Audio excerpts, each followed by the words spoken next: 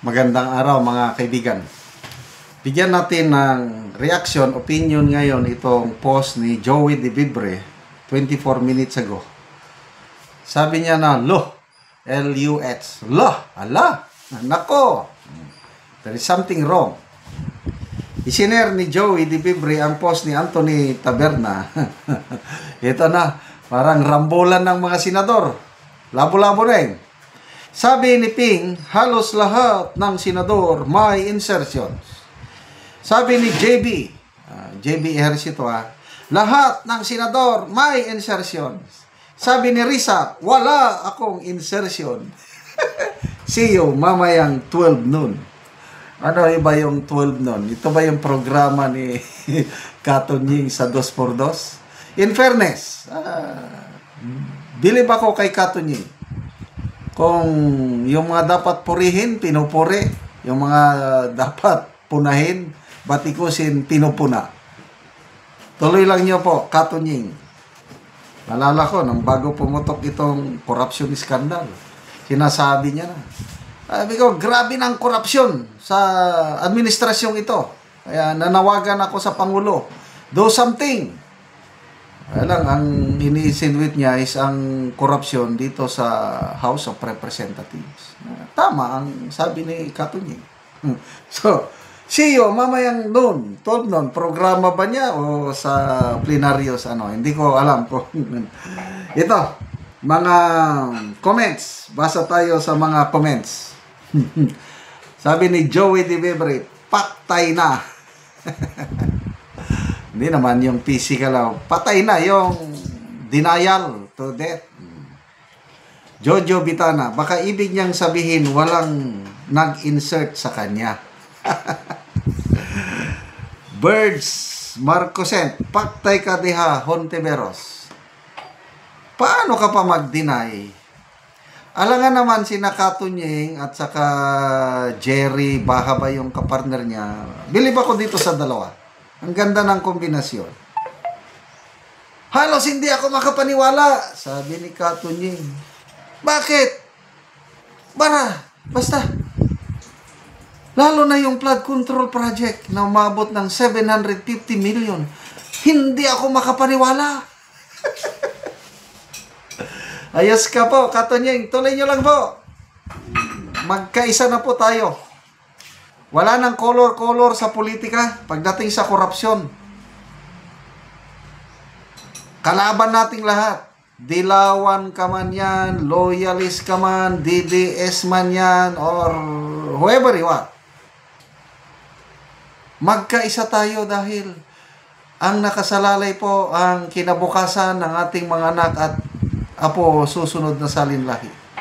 Tama po si Mayor Magalong nung tinanong siya bakit siya lumalaban against corruption. Sabi niya, para sa aking mga anak. Anong mangyari sa kinabukasan ng mga anak ko pag hindi ako magsalita? So, magsalita tayo.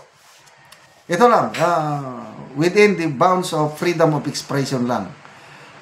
Saka, peaceful means. Huwag yung huwag yung lusobin ng Malacanang, sunugin, style na yan, makakaliwa na yan. Wag na nating asahan na mangyari yung Nepal and Indonesian experience sa atin. Social media lang tayo, okay lang. Paktay Hakadya, Hontiveros, Grace, Honeigbo, paktay impas na. Abangers, yan. Ano pa? Virus is on the hot seat.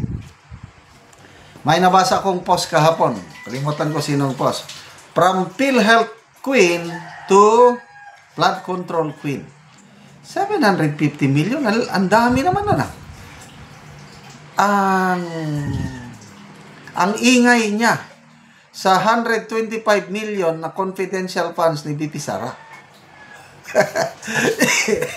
Ito ngayon, 750 million. Pabayan na lang muna natin yung 3 billion kasi nga may mga magaganda naman daw na budget insertion. Okay? So baka maganda naman yung na-insert niya para saan ba? Wala akong maisip. Para sa women. Okay. Para sa gender equality. Yung mga advocacy niya. Sige na lang. But how about yung 750 million? Kompleto ng dokumentos. Hindi magsinungaling ang records. Kaya nga, sabi ni Senator Ping Lacson, halos lahat. Maraming umangal ng mga senador. Nag-caucus daw sila, inilabas nila ang sama ng loob ng mga senador na bakit, sabi nga na Senator GB, bakit ginigisa nyo naman ang sarili nating mantika? Ang Senado, sinusunog nyo naman ang mga senador. Huwag nating kalimutan. Saan nagmulang mga ito? Di ba doon sa lower house? Sina Saldico at mga kasama niya? Sila ang nagsimula. Bakit mga senador ang inyong nilalagay sa alanganin? Correct. Kaya napaisip tuloy si Senator GB nga nakaisip tuloy ako, alis na lang ako sa majority na ito. Yan, may nabasa akong post sa Peanut Gallery Media Network. JBR ito at sa Kagatsayan. May post sila na itong dalawa nag-iisip umalis sa majority. Plus si Senator Subiri, nagsalita siya. Hindi na ako maligaya sa Senate leadership. I am open to supporting any candidate na mag-Senate President. Kung totoo itong tatlo, ko, parehas na lang. Dahil 15 yung majority, minus 3. 3 plus 9 yung minority. 12 plus 12, 12 versus 12 na. Isa na lang. Madaling kumuha ng isa. Pia Cayetano. Nako. Kaya yung mga post ni na Teo Moreno, ano ba ito? Mark Anthony Lopez, wala pa bang video? Yung isa dyan na naghahakot ng gamit sa Senate President dahil paalis na siya. Sana nangyari na yan dahil kakaiba na ang galawan sa Senado. Isang minomonitor ko yung kailan ang next hearing ng Blue Ribbon Committee. Bakit natigil bigla? Tama ba yung sabi ni Senator Amy na wala na daw, tiklop na daw ang Blue Ribbon Committee hearing dahil baka daw lalampas pa kay Saldico ang accountability. Dapat hanggang kay Saldico lang. So, let's see. Sana magsalita si Senator Lacson tungkol dito. May hearing pa ba? Wala. Hanggang ngayon, alanganin.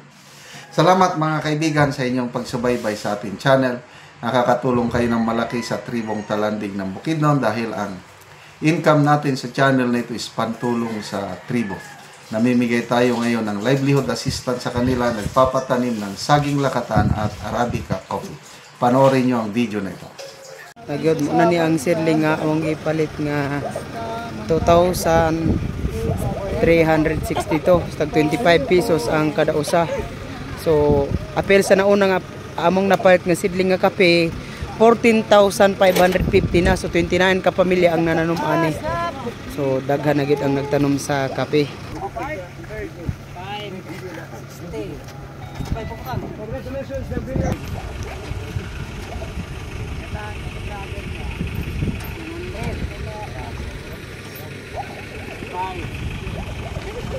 Tambok kaayong sidling.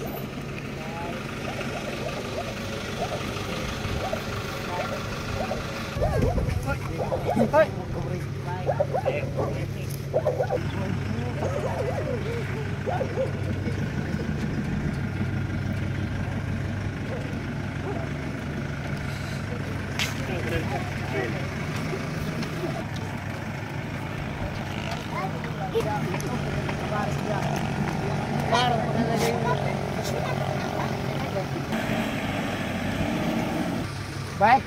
Ganda. Oh, bato. Grado ah.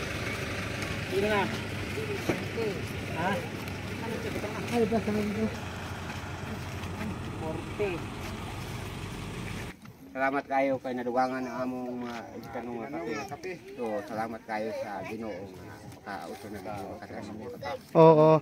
Pila na dayon manoy ang imong tanom nga kape? Nadugangan naman og 250.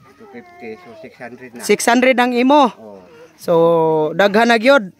Dagan na gyud makakuha na ko gid sa akong mga ug mangunod na makakuha na ko gid sa akong mga eskwela. Oo. Makasuporta na sa imong mga anak. Oo, salamat kayo.